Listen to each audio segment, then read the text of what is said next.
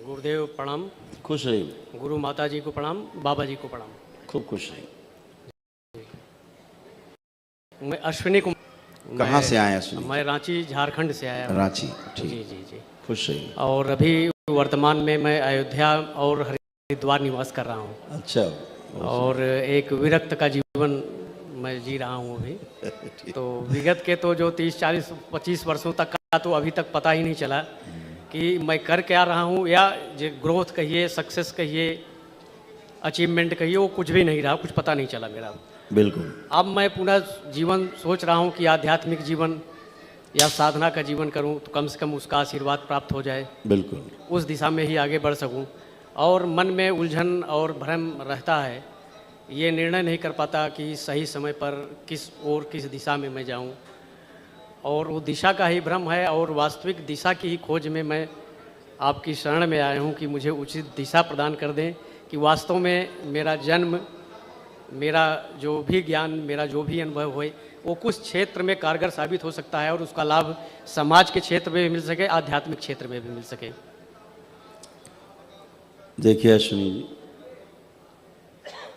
हम सभी लोग जितने यहाँ बैठे हैं या पूरी सृष्टि में हैं, जितने भी मानव हैं, जब रूप देखते हैं, शरीर देखते हैं, तो छोटा बड़ा दिखता ही है। शरीर छोटा बड़ा दिखता है, सुंदर असुंदर दिखता है। कोई चाइनीज होता है तो कोई जापानीज होता है, तो कोई इंडियन होता है, कोई अमेरिकन होता है। कोई पद से बड़ा है, छोटा है, कोई धन से छोटा बड़ा है, कोई उम्र से छोटा बड़ा है, कोई बल से छोटा बड़ा है। ऐसा दिखता ही है। और यही भ्रम है, यही माया है। क्योंकि जितना हमने चर्चा की, ये सब रहता नहीं है आखिरी में, इसको मिटना होता है।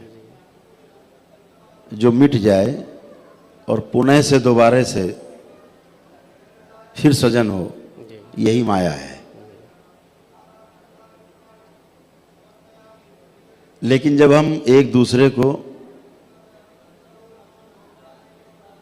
शरीर के रूप में ना देख करके, रूप ना देख करके, शरीर के अंदर जो विराजमान है प्रकाश, जिसे हम आत्मा कह सकते हैं, विस्तार में संगठन के रूप में जीवन कह सकते हैं, जब उसके रूप में हम किसी को देखते हैं तो सब एक जैसे दिखाई देते हैं। जैसे शरीर की चाहना कम ज़्यादा हो सकती, कोई 2 रोटी खाता है, कोई 4 रोटी खाता है, कोई 10 कदम चल सकता है, कोई 1000 कदम चल सकता है। लेकिन जीवन की जो चाहना है, जो आत्मा की चाहना है, वो एक जैसी है सभी की। अगर इस धरती पे 750 करोड़ मानव है तो सबकी चाहना एक जैसी है। सब सुखी रहना चाहते हैं और स्वस्थ रहना चाहते हैं। ऐसा है कि नहीं? जी। यहाँ बैठा प्रत्येक व्यक्ति सुखी रहना चाहता है, स्वाभाविक है, स्वाभाविक। और स्वस्थ रहना चाहता है। ऐसी चाहना पूरी सृष्टि के प्रत्येक मानव में है। ये जीवन की चाहना है, ताकि आगे के कार्य वो सुचारू ढंग से कर पाए। सोच अच्छी है, चाहना भी अच्छी है, डिजायर सारी अच्छी है, लेकिन जब हम करने जाते हैं तो वहां फेल हो जाते हैं। फेल क्यों हो जाते हैं? क्योंकि हमारी आदत बन गई है कि हम रूप देख करके निर्णय लेते हैं, शरीर देख करके ही निर्णय लेते हैं। अंदर का जीवन अगर हम देख करके निर्णय लेंगे तो हम आप एक जैसे। यहाँ बैठा प्रत्येक व्यक्ति एक जैसा, प्रत्येक बच्चे से लेकर बुजुर्ग एक जैसा, क्योंकि अंदर जो जीवन है वो एक ही जैसा है। उसकी क्षमता एक है, उसकी चाहना एक है, उसका लक्ष्य एक है। उस दृष्टि से देखते हैं तो सब बराबर है। इस दरबार में इसी विधि से कार्य होता है कि हम सब बराबर हैं, और इसीलिए एक विधि सब पे लागू होती है और वही विधि सब पे काम करती है। तो अभी समस्या कहाँ आ रही है कि हम जब सोचते तो अच्छा है कि अच्छा जिएंगे, सुखी रहेंगे, सबको सुखी करेंगे, फेल हो जाते हैं, सुखी रह भी नहीं पाते, सुखी कर भी नहीं पाते, संतुष्ट रह भी नहीं पाते, दूसरों को संतुष्ट कर भी नहीं पाते। उसके कारण जो हैं वो स्पष्ट हैं। वो कारण ये हैं कि अभी हमारा एक शरीर और एक जीवन है, लेकिन अगर आप सूक्ष्म जगत देख सकते हैं तो आप पाएंगे कि हम अकेले नहीं हैं। अपने साथ एक लंबी बारात होती है। जिस कुल में हम जन्म लेते हैं उस कुल का प्रभाव, उस कुल की जो समस्याएं, भोग हमें भोगने पड़ते हैं, तो हम उससे प्रभावित हुए बिना नहीं रह सकते। और हमारा स्वयं का अपना कर्म भोग, पिछले जन्मों में जो करके आए हम, वो हमारा कर्म भोग वह भी है। वो भी हमें चाहने के अनुसार नहीं चलने देता। तो अगर ये सब पीछे की गंदगी ठीक कर दी जाए, साफ कर दी जाए, जो कि दरबार में होता है, तो फिर आप बचता है आपका शरीर और आप। फिर आप हर वो कार्य कर पाते हो जो चाहते हैं, वो कर भी पाते हैं। जीना अच्छा होता है और दूसरों के साथ भी जीना अच्छा होता है। जिंदा तो हर आदमी है, कैसे भी जिंदा है, लेकिन जीने वाला जो भाग है वो अभी हम लोगों से अछूता इसलिए है, जी इसलिए ठीक से नहीं पाते कि हम अकेले नहीं हैं। यहाँ प्रत्येक व्यक्ति के साथ बैठे हुए हजारों लाखों ऐसे जीवन जुड़े हुए हैं जो अतृप्त हैं, और उनकी चाहना एक शरीर है जो उन्हें मिल नहीं रहा। तो सारी अपनी चाहना जो है किसी दूसरे के शरीर में रह करके पूरी करना चाहते हैं। तो तमाम द्वंद्व हो जाते हैं आपस में, फिर आप जी नहीं पाते। जो साधक हैं वो ध्यान साधना नहीं कर पाते, जो पूजा पाठी हैं वो पूजा पाठ नहीं कर पाते, जो नौकरी व्यापार करते हैं नौकरी व्यापार नहीं कर पाते, परिवार में लोग आपस में नहीं जी पाते।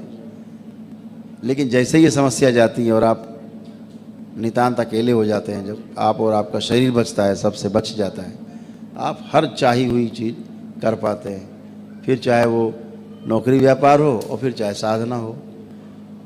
तो जैसे ही गंदगी आपकी जाएगी, आप वैसे ही हर वो कार्य कर पाएंगे जिसके लिए आप 25 वर्ष से पीछे प्रयासरत हैं और अंदर तड़पन है। और ये तड़पन हर व्यक्ति की है। कोई सोचते सोचते मर जाता है, कोई करते करते, लक्ष्य नहीं मिलता। बहुत हम देखते हैं, ये दरबार देखता है, बड़े बड़े साधु संत, बड़े बड़े कर्मकांडी भटकते हैं, जिनसे हम बात करते रहते हैं, प्रयास करते रहते हैं। 2-4-10 दिन में, 15 दिन में ऐसे लोगों से बात करते ही रहते हैं, बुला बुला के आते ही हैं। जिनके नाम आपने पुराणों पे काम होता आप भी करेंगे तो आप भी स्वस्थ होंगे। दरबार से जुड़े हैं, दरबार आपको पूरा सहयोग करेगा। जी, थोड़े ये गले में थोड़ी समस्या रहती है, तो टाउनसलाइटिस की वजह से थोड़ा एक्यूट टाउनसलाइटिस हो गया है। आंखें बंद, हाँ, और एक स्मरण शक्ति थोड़ा वीक है। आंखें बंद, तो बाहर निकाले जाएं, खींच के बाहर लाए जाएं। जिनको गले में सूजन है वो गले में सूजन रही है।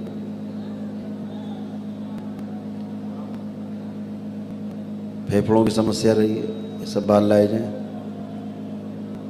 एक साथ ओम शिव, ये सब निकाल के माँ को खिला दिए जाए।